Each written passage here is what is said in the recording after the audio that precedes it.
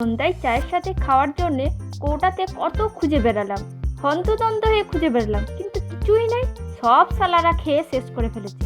কি আর করা যাবে, চলুন কোনো একটা কিছু বানিয়ে ফেলি। তাই আজ বানাবো সোয়া বল। কি খাবেন তো? চলো খেয়ে নিন। তুমি কিছু জলে ভেজানো সয়াবিনকে হাত দিয়ে জলটাকে বের করে নেব। সয়াবিনের একবারে দম বার করে ছেড়ে দেবো। পর হাত দিয়ে ছোট ছোট টুকরো করে নেব।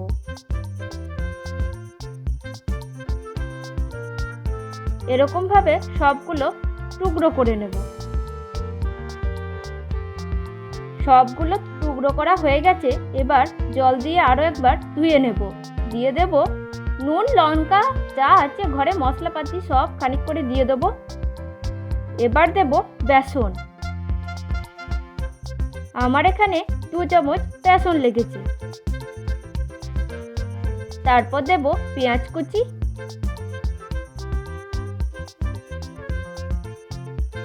লঙ্কা কুচি,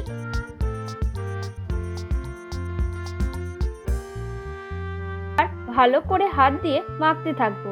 এখন যদি বা জল না লাগে, পরে জল লাগলে অল্প একটু জল দিয়ে ভালো করে মেখে নেব। শক্ত করে মাখতে হবে, না হলে আবার ভেঙে যাবে।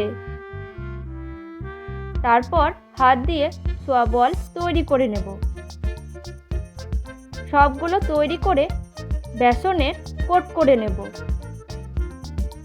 এবার কড়াইয়ে তেল গরম করতে দেব।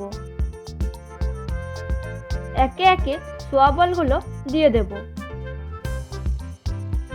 লো টু মিডিয়াম আঁচে উল্টে পাল্টে সময় নিয়ে লাল করে ভেজে নেব।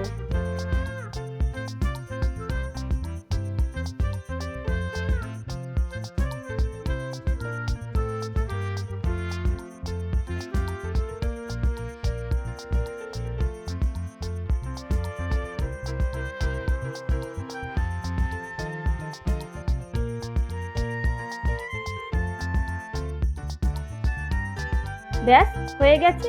এবার চায়ের সাথে খান না, কাউকে দেব না।